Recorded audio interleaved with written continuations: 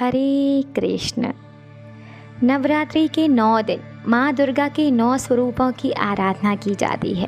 माँ दुर्गा ने 9 स्वरूपों में नवरात्रि के 9 दिन दैत्यों का संहार कर देवताओं को उनका अधिकार वापस दिलाया था।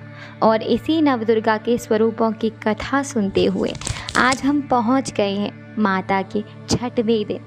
माँ दुर्गा की 6ठी विभूति हैं माँ कात्यायनी।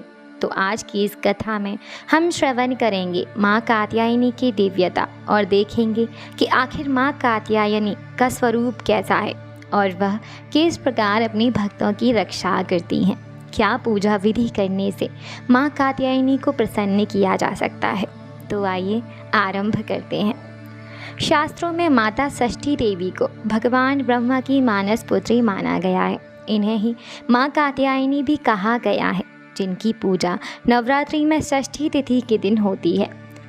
षष्ठी देवी माँ को ही पूर्वी उत्तर प्रदेश, बिहार और झारखंड में स्थानीय भाषा में छठी मैया कहते हैं। छठी माता की पूजा का उल्लेख ब्रह्मवैवर्त पुराण में भी मिलता है।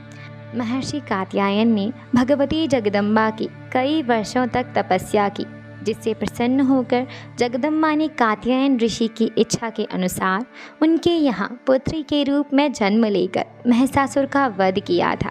कात्यायन ऋषि को विश्वामित्र वंशीय कहा गया है। स्कंद पुराण के नागर खंड में कात्यायन को याज्ञवल्क्य का पुत्र बतलाया गया है। उन्होंने श्रोत सूत्र, ग्रह सूत्र आदि की रचना की थी। उत्तर प्रदेश के मथुरा के निकट वृंदावन के भूतेश्वर स्थान पर माता के गुच्छ और चूड़ामणि गिरे थे। इसी की शक्ति है। उमा और भैरव को भूतेश कहते हैं।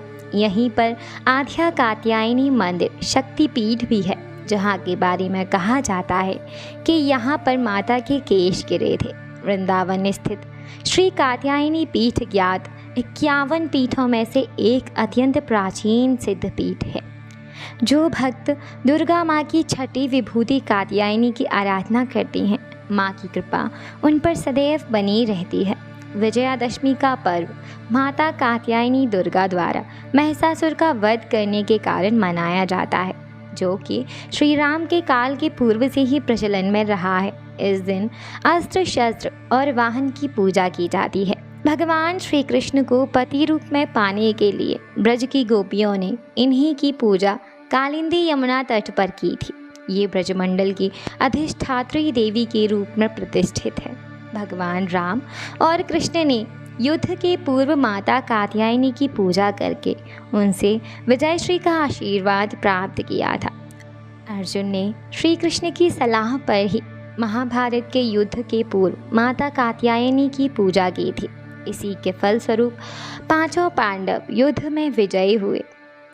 कहते हैं कि सिद्ध संत श्री श्यामाचरण लाहिड़ी जी महाराज के शिष्य योगी 1008 श्रीयुत स्वामी केशवानंद ब्रह्मचारी महाराज ने अपनी कठोर साधना द्वारा भगवती के प्रत्येक आदेशानुसार इस लुप्त स्थान पर स्थित इस श्री कात्यायनी शक्तिपीठ, जो राधा बाग वृंदावन नामक पावन पवित्र स्थान पर स्थित है, का पुनर्निर्माण कराया था, जो आज के इस युग में अत्यंत महत्वपूर्ण है।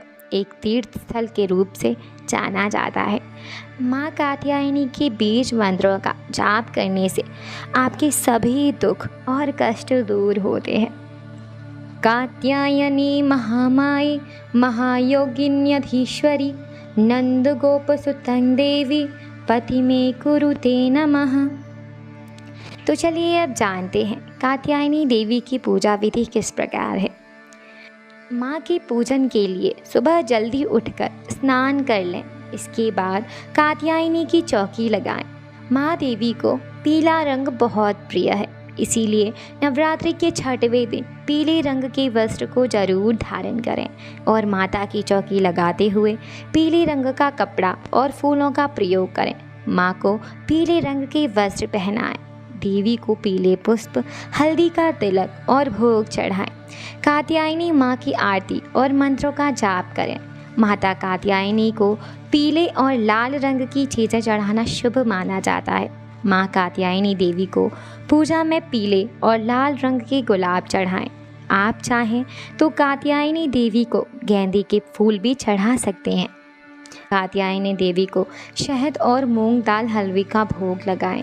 ये माँ को अत्यंत प्रिय है। अब माता की कथा का श्रवण करते हैं। रंभासुर का पुत्र था महिषासुर, जो अत्यंत शक्तिशाली था।